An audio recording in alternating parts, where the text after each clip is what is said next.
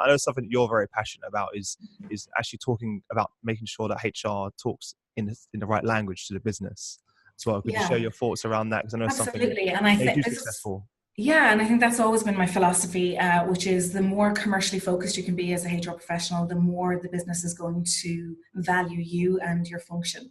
And I think the big game changer for me, being in the HR function was when I started partnering with a data scientist and started leveraging data and telling stories or creating narratives in a different way using data and insights. And it changed how I was at the time supporting a CEO.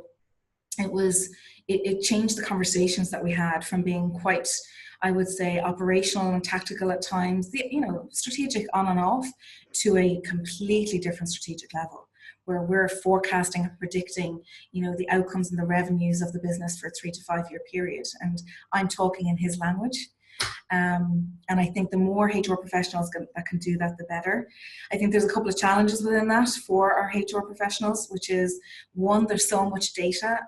Which piece of the That data was do going I to be my pull? next question, by the way. This is almost overwhelming now. Where do you focus your time and attention? So how did you get Yeah, through that noise and know this is what's going to add the most value to our business? How did you come to that yeah. So conclusion? I think the first step is to actually step away from the data altogether and Okay. and think about, what are you trying to achieve? What is the business trying to achieve?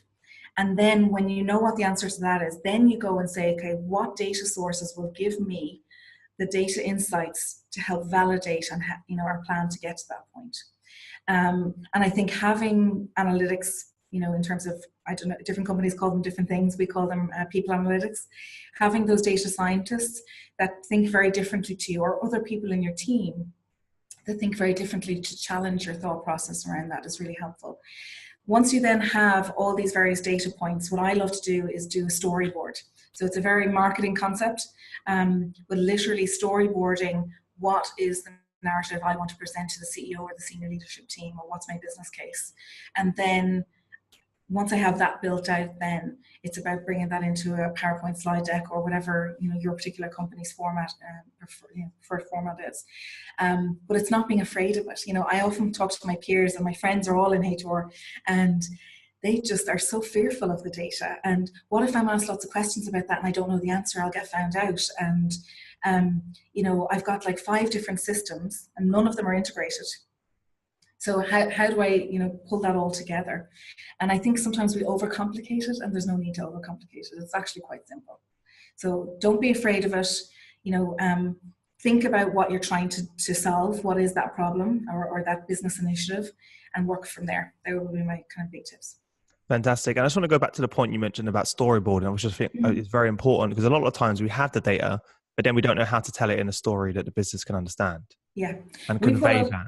Yeah, like in my lifetime in HR, a lot of myself included have just done reports. We pull a headcount report, Yes, that's what I mean. Yeah. attrition report, and we just plop the number onto a page, and we say we were there. We're going What does to that even mean though? Don't know. exactly. And so where we need to evolve to is, Yeah. we almost need to become internal marketeers You for our own have team, to. Yeah. and taking those data points and building it into a story, because that's what resonates with people. If you can get people at the heartstrings versus just the intellectual strings, that's where you get the buy-in. Thanks for watching, guys. If you enjoyed the video, please like, comment, and share so that others can benefit from the great knowledge and experience. Also, please consider following me here on LinkedIn to see content as soon as it's published. Special thanks to Safeguard Global for supporting the show. You can check them out above. Apart from that, thanks for watching, and look forward to seeing you all tomorrow.